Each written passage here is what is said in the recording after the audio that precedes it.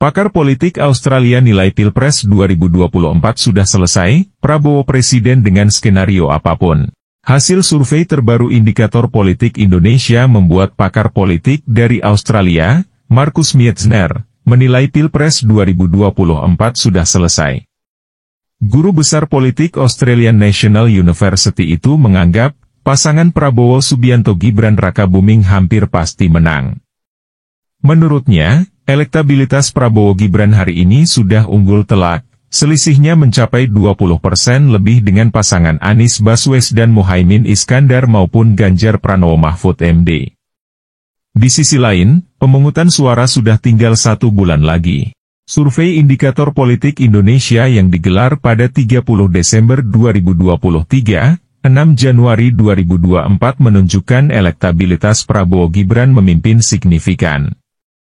Pasangan yang diusung Koalisi Indonesia Maju, KIM, itu memiliki elektabilitas sebesar 45,79%.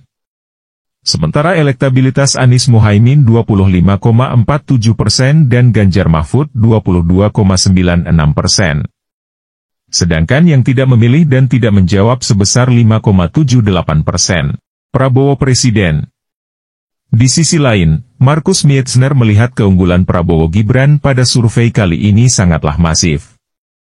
Jadi keunggulannya itu tidak tipis, dan tidak dalam satu survei, tapi secara konstan dan selisihnya dengan pesaingnya itu luar biasa besar. Saya rasa itu harus dibaca juga dalam konteks komparatif.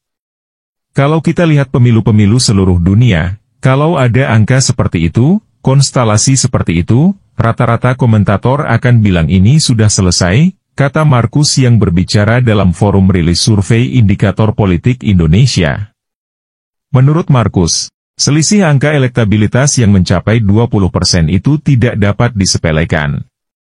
Berdasarkan pengalamannya mengamati pemilihan-pemilihan di belahan dunia lain, keunggulan sebesar itu jaminan kemenangan.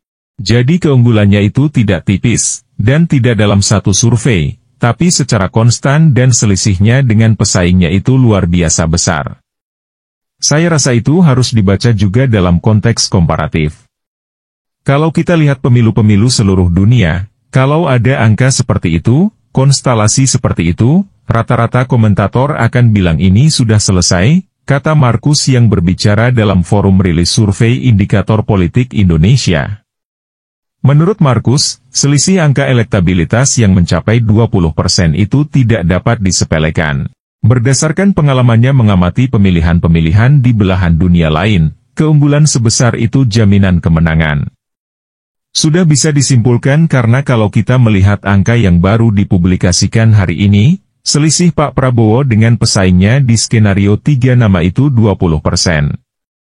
Itu sangat tinggi. Misalnya Anda melihat contoh lain di Amerika atau di negara lain, 20% itu orang akan menganggap selesai.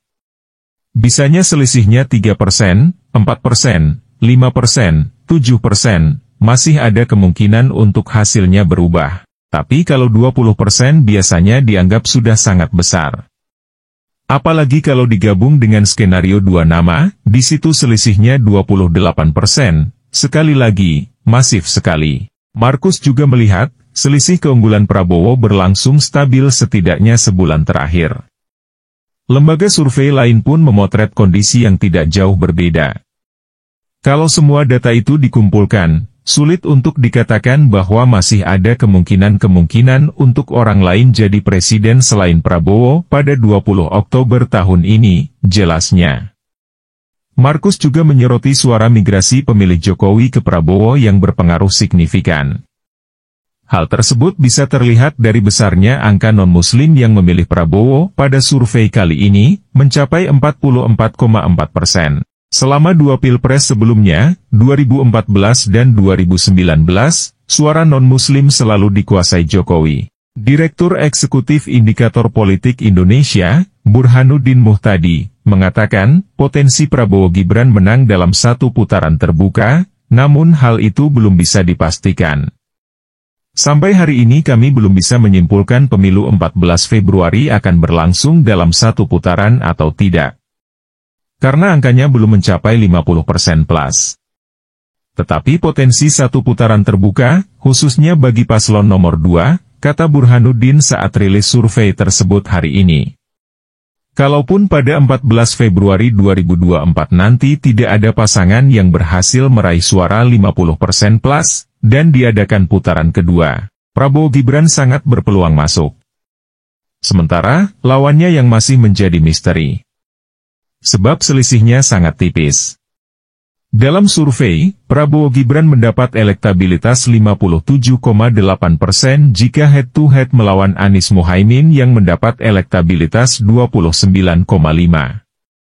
Selisih suara keduanya mencapai 28,3%. Kalaupun pada 14 Februari 2024 nanti tidak ada pasangan yang berhasil meraih suara 50% plus, dan diadakan putaran kedua, Prabowo Gibran sangat berpeluang masuk. Sementara, lawannya yang masih menjadi misteri. Sebab selisihnya sangat tipis. Dalam survei, Prabowo Gibran mendapat elektabilitas 57,8% jika head-to-head melawan Anies Muhaimin yang mendapat elektabilitas 29,5%. Selisih suara keduanya mencapai 28,3%. Sementara itu, elektabilitas Prabowo Gibran mencapai 56,1% jika head-to-head melawan Ganjar Mahfud yang mendapat elektabilitas 28,4%. Selisih suara keduanya mencapai 27,7%.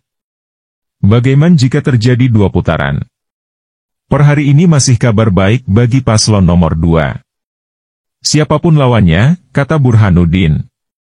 Burhanuddin menjelaskan, populasi surveinya adalah seluruh warga negara Indonesia yang punya hak pilih dalam pemilihan umum ketika survei dilakukan. Penarikan sampel menggunakan metode multistage random sampling. Dalam survei ini jumlah sampel basis sebanyak 1.200 orang yang berasal dari seluruh provinsi yang terdistribusi secara proporsional, kemudian dilakukan oversample di 13 provinsi yakni Aceh, Sumatera Utara, Sumatera Selatan, Lampung, DKI Jakarta, Jawa Barat, Jawa Tengah, Jawa Timur, Banten, Bali, NTT, Sulawesi Utara dan Sulawesi Selatan.